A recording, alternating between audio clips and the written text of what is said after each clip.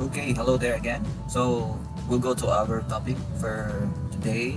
So we have our Facebook marketing. So ipakita ko po sa inyo ano yung ating um, overview, what to expect or learn dito po sa ating topic na yun, sa Facebook marketing. So digital marketing po ay napakalawak. Pag sinabi natin digital marketing, pwede tayo sa YouTube or any platforms or websites na pwede tayo mag-market ng ating business.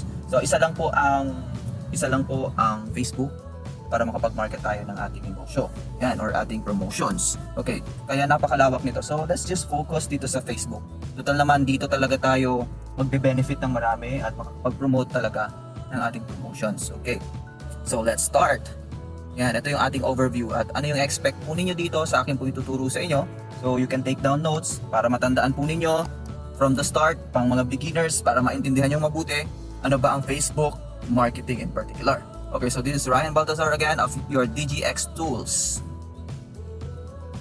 Yan. So understanding is the key. Marami pong understanding, analyzation dito po sa ating pong topic na ito, Facebook marketing. Kasi para sa akin, kapag naintindihan mo ito, magiging madali na sa iyo ang execution ng bawat gagawin po natin. Sa mga baguhan, medyo uupuan nyo po ito para intindihin. At pag naintindihan nyo naman po, ay sulit naman yung effort natin. Okay, understanding is the key to success. Pag naintindihan mo, ma-execute mo. Sigurado po yun. Okay, let's go to our next slide. Two kinds of ads. Yan. Meron tayong dalawang klaseng advertisement na gagawin sa ating pong Facebook marketing. Number one is organic or organic ads. Yan. Ang organic ads ay ito yung free po ito na magagawa natin sa ating Facebook advertisement. And wala itong mga, hindi tayo rito magbabayad sa Facebook at mag-create tayo ng ating avatar para sa ating particular niche, ang tawag nila dyan, or para sa ating mga target people or customers. Okay, mamaya mas maintindihan natin maigi kasi explain ko po sa inyo yung difference or comparison ng organic ads compared to the second one is the paid ads. Okay, sa dulo na ating slides dito ay tuturo ko sa inyo. Paid ads, of course, ay syempre magbabayad tayo kay Facebook para maghanap ng client natin na tayo rin ang nag-set up. So mas maintindihan natin yan later on. Okay, so these are the two kinds of ads, organic and paid ads. Okay, so kailangan natin maintindihan itong mga ito. Yan, how Facebook behaves. So parang sa isang tao yan, pagkilala sa isang tao, paano mo ma-treat o paano mo mapapakitunguhan ng tama, or sabihin natin sa isang client, sa isang customer, paano mo siya mabibentahan. Dapat makilala mo rin siya kung ano yung mga gusto niya, ano yung mga set of rules niya, ano yung mga ayaw niya. Okay, so iintindihin natin how Facebook behaves sa ating mga posts, sa ating mga advertisement na gagawin. I-explain ko po sa inyong lahat yan, even all the tricks na effective na nalaman natin at ayon sa pag-aaral ng mga dalubhasa sa Facebook marketing. Okay, understand Facebook psychology. Meron pong psychology dyan. So, easy to understand. Okay, hindi naman ito yung psychology na kurso, no? But, iintindihin natin ano ba yung, paano ba natin pakikitunguhan si Facebook. Okay, so we have also, yes, that's Facebook algorithm. So, pag naintindihan mo ang Facebook algorithm, sa iyong mga posts, sigurado yan, ay magkakaroon tayo ng engagement dyan sa ating mga posts na ginagawa. And of course, we need to understand Facebook news feeds, di po ba? Yung ating mga, pag nag-browsing tayo, in-scroll up natin para makita natin yung mga post ng mga, mga friends natin sa Facebook. So, news feeds, iintindihin po natin maigi yan. Explain ko po sa inyo lahat yan. So, ito yung ating mga ina-expect sa ating pag-aaral dito sa Facebook marketing natin. Okay, there you go. Also, we need to understand your account wall. Diyan ka magpo-post ng mga ads mo. Mayroong set of rules dyan. May mga tamang pagpo-post po at mga maling pagpo-post. Kaya minsan ay hindi tayo nakakaroon ng engagement, hindi tayo nagkakaroon ng sales kahit na nagpo-post tayo. Minsan sobrang dami pa nga ang pagpo-post natin, pero hindi natin nagagaya yung ibang mga top earners sa company nyo. So minsan ay may mali tayo sa ating pagpo-post. Aalamin po natin yan sa ating account wall. Sa ating page, gagamitin natin ang ating mga pages, Facebook page. Kung wala ka pa, ay tingnan natin kung may tuturo ko dito, pero sa YouTube ay napakarami pa paano ba tayo mag-post or gumawa ng ating page. Gumawa po kayo ng page. Ito yung mga gagawin po ninyo. And of course, we have a messenger marketing. Magagamit din po natin yan. Explain ko sa inyo paano natin magagamit ang ating mga messengers sa ating pong online or Facebook marketing. And of course, we have groups, very effective sa organic marketing, lalo na ay dyan, isa ito sa buhay natin para makabenta tayo ng ating gustong i-market sa Facebook. Okay, so you need to understand your account wall, your page, your groups, and your messenger. Ituturo ko po ito lahat sa inyo. Okay, so tingnan natin itong content marketing. Facebook marketing is content marketing. Yes. So gagawa tayo ng mga content. It's either by videos, images, and text. So kaya ko po ito ginawa, itong DIGIXTOOLS, kasi nakita ko na hindi lang knowledge sa Facebook ang dapat nating malaman. Kailangan magkaroon din tayo ng mga tools at papaano natin gagawin yung mga videos or images natin para ipopost natin sa Facebook. So, yung iba ay medyo nahihirapan dito. Kaya naglagay po ako ng video editing and image editing dito sa folder natin na ito, na kung saan matututunan nyo paano kayo mag-Photoshop. Biro nyo, makakapag-Photoshop po kayo kahit beginner lang po tayo. Kaya po natin gawin yan. Ituturo ko po ng napakadali po sa inyo. And even video editing. Okay, so remember this. Ang sabi po ng mga marurunong sa digital marketing, bago mag-end ang 2019, 2020 and beyond ay magiging malakas ang video marketing. So, kung gusto mong sabayan ang digital age, digital marketing trend, ay kailangan matuto kang gumawa ng video or matuto ka sa video editing. Ituturo ko po sa inyo yan dito sa ating DIGIXTOOLS at bibigyan ko pa kayo ng libreng software. Okay, binigyan lang din po sa akin ito, sinishare ko lang po sa inyo. Okay, na pwede natin gamitin para po sa ating video editing. And of course, Photoshop, bibigyan ko po kayo yan. Hindi lang text, nakaka-copy-paste lang po tayo para i-post natin sa ating mga pages or wall. So, minsan nakaka-copy-paste na rin natin yung phone number ng ating pinagkopyahan. Kaya kapag may naging interested sa inyong business, ang iti-text nila, tatawagan nila yung phone number nung pinagkopyahan nyo nung text na yon. So, at tandaan nyo po sa copy and pasting. Dito sa Facebook marketing po, content marketing, ay dapat magaling kang mag-copy-paste dito. Pero inayos ko po ito, hindi lang copy and paste tayo, kundi copy, i-paste nyo muna sa Word or sa Notepad, i-edit nyo, and then i-post nyo. So, copy nyo yung post ng isang kilala nyo sa Facebook na nagbebenta ng iyong product. For example, ginagawa ko po yan lagi. Pag nagustuhan ko yung post, check ko, copy yung text, and then pagka-copy ko po ay, ipipaste ko sa Notepad muna, and then i-edit ko, tanggalin ko yung number niya, ipapalit ko yung number ko or yung aking email or aking messenger, ilalagay ko doon, contact number ko, and then pagka-edit ko, pwede ko na siyang i-post anytime na parang ito ay sa akin. Okay, sa totoo lang, sa Facebook marketing, walang ownership dyan, madalang lang yung ganyan. Yung tinasabi ng copyright. Ngayon, sa digital marketing age, Facebook marketing, pag pinost mo dyan, everyone have the right to copy. Okay, so libre pong mga opya. Libreng mag-imitate. Kung meron kayong nakita ang post ng inyong kasama sa company nyo na nagustuhan nyo, you can copy it. Okay, kung gusto nyo naman na nahihiya kayo, di magpaalam kayo, pwede ko ba itong kopyahin? Sis bro. Okay, sigurado naman po kopyahin tayo. So, Facebook marketing is content marketing. You will create your own content para sa inyong business. Okay, na makikita ng mga clients mo or potential clients mo sa Facebook. Okay, that's content marketing. Of course, we have attraction marketing. Yes. Okay, favorite ko ito. Attraction marketing. Sabi ng isang kilala kong online marketer before, sabi niya, don't sell, curious them. Minsan ay nagkakandara pa tayo na magbenta, no?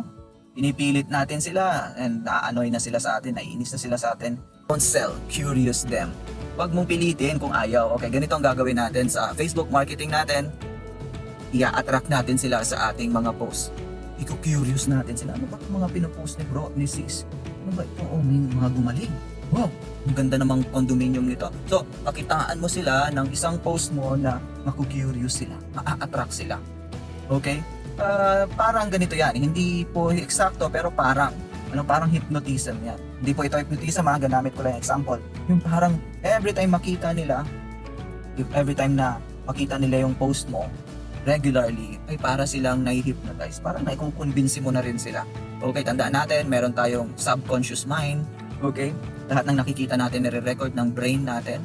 At pag yan ay pwedeng mag-trigger ng isang bagay o ng isang resulta sa ating pong action, yung nakaka-capture ng ating brain. So, every time makita nila yung post mo, maaaring hindi sila ngayon bumili, o after a month, after a year, ay pwede pag kailangan na nila yung product mo. So just attract them.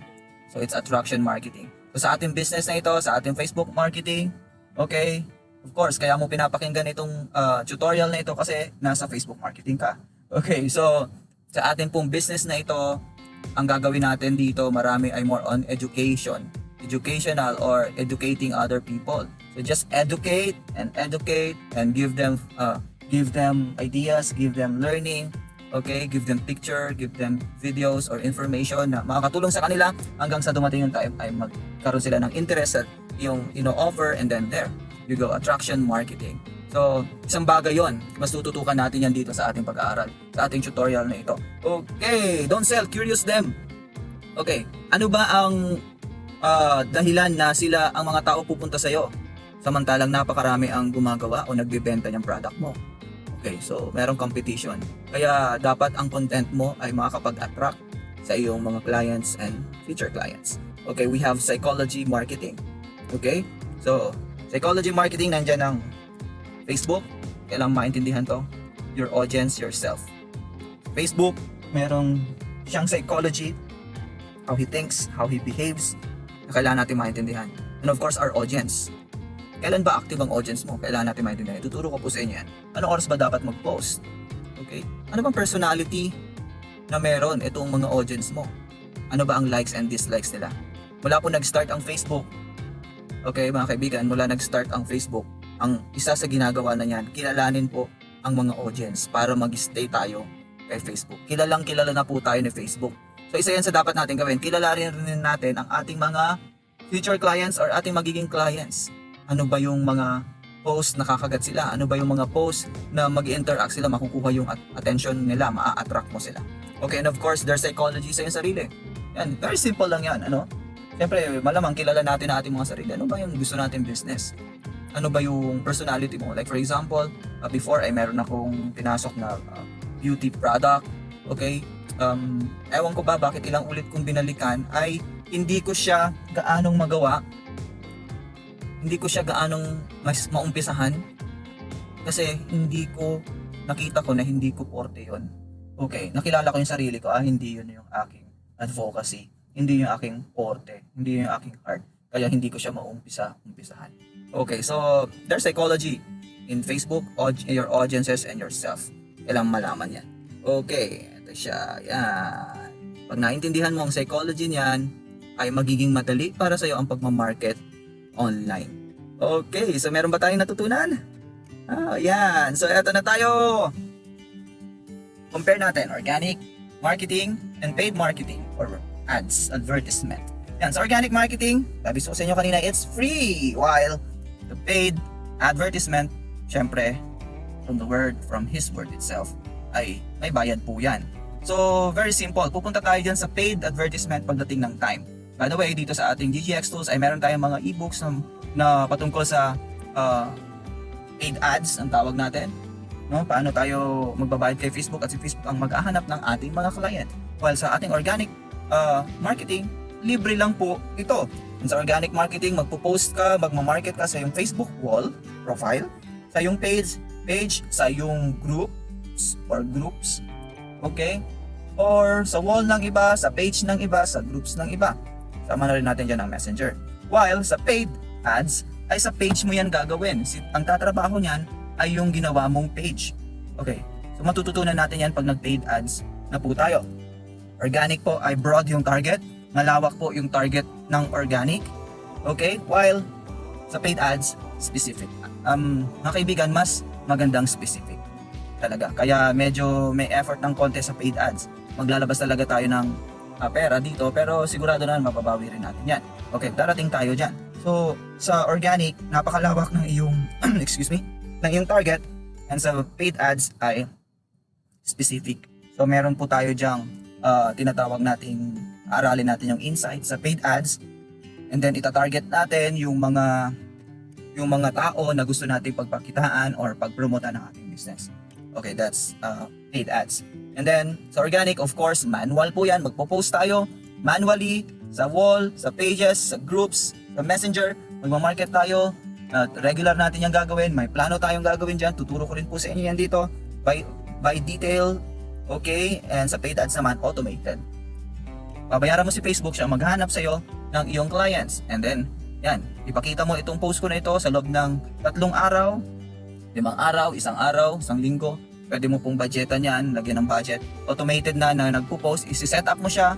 Pag na-set up mo na siya, kahit tulog ka, naghahanap ng client si Facebook. So, yan, darating po tayo dyan sa medyo advanced po, paid advertisement. Okay, so that's our introduction, overview ng ating pag-aaralan dito po sa ating DIGIXTOOLS. I hope na medyo naintindihan mo ito, nagkaroon ng linaw sa'yo.